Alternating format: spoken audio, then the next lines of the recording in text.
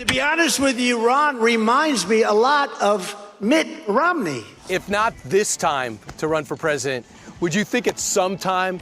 Over the weekend, Fox News literally threw Ron DeSantis softball questions, while the next day, Donald Trump went out during a rally to criticize Ron DeSantis again directly. This time, even including some actual policy criticisms of Ron DeSantis, which, as you're going to see, are very interesting and actually true, which is a new thing for Trump, not to lie. So I'm going to play all these clips here. Let's start with the softball, again, the literal softball questions being thrown at Ron DeSantis with Brian Kilmeade here and DeSantis on Fox News. We're winning big, big, big in the Republican Party. Trump at 71, Ron DeSanctimonious at 10%. You watch President Trump come out and try to label you as a Paul Ryan, Jeb Bush type of Republican. And are you worried about being defined because you're governor and you're not a candidate yet? So when you have a record of achievement, people can call you a name, but that's not going to trump the achievement. And so, we've built an astounding record of achievement. The best is yet to come. I'm defined by my accomplishments. I'm defined by leading this state, and I'm defined by having a state which is the #1 destination for Americans who are looking for a better way of life. You've had a busy day, but you wanted to come to this field because it means so much to you, obviously. Do you have time for a catch? Let's do it. So you're a goal-oriented guy. If not this time to run for president, would you think at some time it's safe to say that that would be one of your goals? I would only do stuff if I thought there was a rationale for me to accomplish things on behalf of the people. It's not about me attaining a status. I mean, I just care about the results. So it's all substance-driven about whether I could serve or not serve in a variety of capacities. But I'll tell you, as governor, and if you're a determined executive, you can make things happen, and we've done that in Florida. But we've always got a strategy for what we're doing, and we're always working hard to advance the ball. I feel like I can maybe play a little bit. You know what? I'm These limbering throws are getting up. a little faster. Yeah, I told you I'm a soccer player, right? I'm limbering up, man. All right, so I'm going to get to Trump's comments about DeSantis at a rally last night. But first here, it's just bizarre to see Fox News turn a metaphor literal by throwing him a baseball while literally asking him softball questions. It's just weird.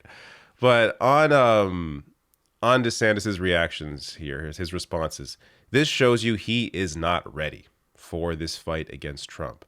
He's falling into the exact same trap that every single Republican candidate in 2016 did.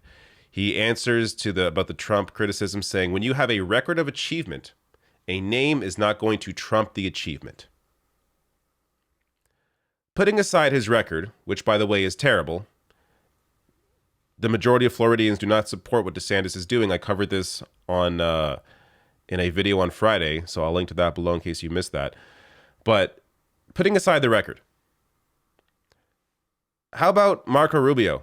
How about Jeb Bush? How about Ted Cruz? How about John Kasich? How about Chris Christie? Everybody else in 2016. They all had actual records. You could say they're all terrible, but they had actual records. Not any better than DeSantis' record. They had actual records. Did it matter?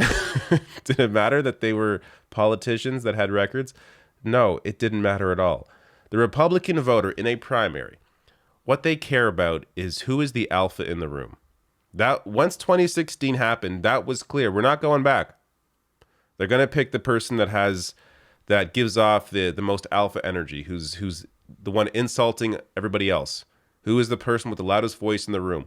That's who they're going to go with. They're not going to go with DeSantis, who is still unwilling to attack Trump directly. He has had the sly comment, which I assume was intentional. A name is not going to trump the achievement. That's the only time he will mention Trump's name is in the context of answering a question where he's not really talking about Trump. This is not going to work. So, I don't know. Keep doing what you're doing. Regardless of what happens in this primary, it's increasingly becoming clear to me that it's going to become very tough for any Republican to become president in the next cycle, simply because either Trump wins, and he will likely lose again in 2024 because the support just isn't there, minus his own base. Or Trump doesn't win the primary for whatever reason. Maybe he loses it outright, or maybe, he goes to jail. Always maybe a possibility, but not really. But let's say he loses. Are his voters just going to move on? Or is Trump going to make us think about it? Maybe run as an independent candidate, maybe try and destroy the party. Is Trump's not going to go quietly into the night?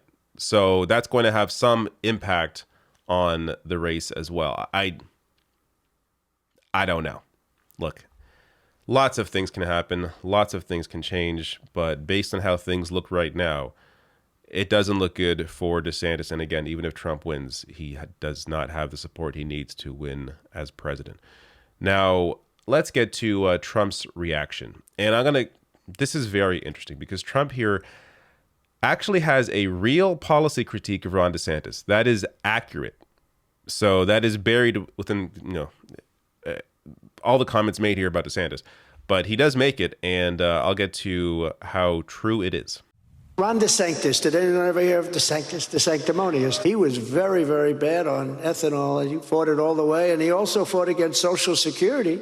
He wanted to decimate it and voted against it 3 times. He wanted the minimum retirement age to be lifted to people that are 70 years old, a substantial increase over what it is right now. That's a big increase. And he also voted to severely cut Medicare. I will not be cutting Medicare, and I will not be cutting Social Security. We're leaving the age where it is. But you have to remember, Ron was a disciple of Paul Ryan, who is a rhino loser. To be honest with you, Ron reminds me a lot of Mitt Romney. So I don't think you're going to be doing so well here, but we're going to find out. But those are the facts. Okay. Oddly, Trump's policy criticisms here are, I think, more effective than his name calling. Ron DeSantis? Now it's DeSantis? It was DeSanctimonious? Both are terrible. There was a report out a couple weeks ago that Trump is floating some other names, like Meatball Ron, which I think is fantastic. Call him Meatball Ron. That one's good. He should call him Rhonda. I think that would work with his voters. But DeSantis, whatever. The name calling there was terrible. But the actual policy criticisms were solid and accurate.